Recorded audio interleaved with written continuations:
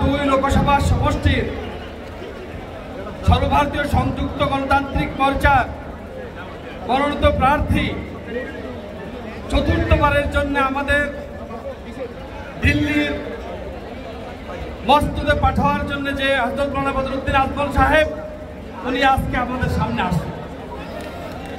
আজকে আমরা অল্প সময় পরেই এখান থেকে প্রসেশন করে আমরা ডিসি অফিসে যাব আর সেখানে নমিনেশন দেব।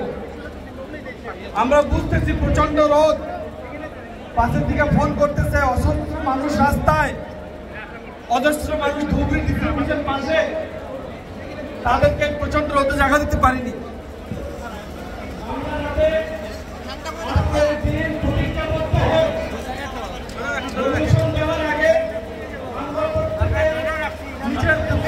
আকাঙ্ক্ষা সর্বভারতীয় সংযুক্ত গণতান্ত্রিক মোর্চার আগামী দিনের আমাদের ধুবড়ি, বরপেটা, বঙ্গাইগাঁও, দক্ষিণ শালপাড়া, মানকেচর, গোয়ালপাড়া সমস্ত অঞ্চলের আপামর জনতার যে প্রার্থিত্ব প্রত্যাশী, যে আমাদের সামনের দিনের আমাদের দিল্লির মসজিদে আমাদের কথা, পেটের জ্বালার কথা, বুকের ব্যথার কথা, যে বিগত 15 বছরে পার্লামেন্টে তুলে ধরেছে, এবারেও আমাকে আবার ওনাকে পাঠাবো।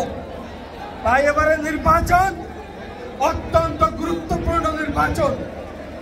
এবারে নির্বাচন আমাদের অস্তিত্ব রক্ষার নির্বাচন। এবারে নির্বাচন ন্যায় অন্যায়ের নির্বাচন। এবারে নির্বাচন গরিব আর ধনী মানুষের বিরুদ্ধে নির্বাচন। আমরা বিবেচনা করতে হবে আমাদেরকে সুরক্ষা কে দিবে আর আমাদের হত্যাকাণ্ড কারা করেছিল। এবার সিদ্ধান্ত নিতে হবে আমাদের ডিটেনশন ক্যাম্প কে বানিয়েছিল আর মনোরমা বেগমের জড়িয়তে ডিটেনশন ক্যাম্প থেকে উদ্ধার কে করেছিল। আমাদের আজকে সিদ্ধান্ত নিতে হবে যে ভোটারের জড়িয়তে আমাদের নাগরিকত্ব প্রশ্নবোধক চিহ্ন কারা লাগিয়েছিল আর তার থেকে মুক্তি কে দিতে চায়। এনআরসির জড়িয়তে এনআরসি না বানিয়ে আমাদের মানুষদেরকে যে ব্যবস্থা করেছিল আর এনআরসির জন্য যে লড়াই করেছে তার সিদ্ধান্ত আজকে নিতে হবে। আগামী 7 তারিখে আমরা সিদ্ধান্ত নিতে হবে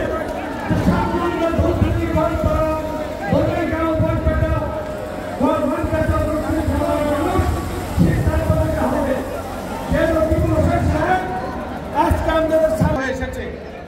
এখন তো সে আমাদের নিরাপত্তা দেবে।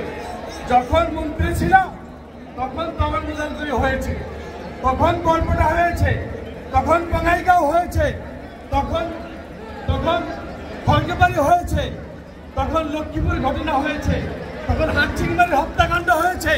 তখন তুমি সুরক্ষা দাওনি, এখন এমপি হয়ে সুরক্ষা দেবে, তার প্রত্যুত্তর আমরা দিতে হবে।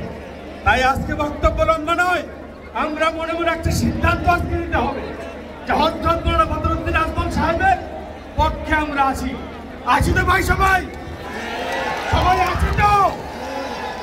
আজকে থেকে বাড়ি যে প্রত্যেকজন মানুষ আগামী 7 তারিখ পর্যন্ত আমরা সমস্ত জিনিস ত্যাগ করে এই আমাদের গরিবের নেতা, মজলুমের নেতা, সাধারণ মানুষের নেতা, শিক্ষার ক্ষেত্রে যে কাজ করেছে, বিভিন্ন সময় গোষ্ঠীগত দাঙ্গার যে কাজ করেছে, আমাদের নাগরিকত্ব যে কাজ করেছে, সুপ্রিম কোর্টে হাইকোর্টে যে ফাইট করেছে, সেই নেতাকে বাঁচিয়ে রাখা, উনার আন্দোলনকে বাঁচিয়ে রাখা আমাদের আপনাদের সবার প্রয়োজন। তাই সবাইকে আশা রেখে সামনের 7 তারিখে মন ঢেলে প্রাণ ঢেলে আজমল সাহেবকে জিতিয়ে, ভারতবর্ষের সবচেয়ে বেশি ভোটে জিতিয়ে আমরা সবার মুখে চুনকালি লাগিয়ে দেব, এই আশা রেখে আমরা সামনের দিনে বড় বদরুদ্দিন আজমল প্রতিজ্ঞা নিয়ে আমি আমার এখানে বক্তব্য শেষ করছি।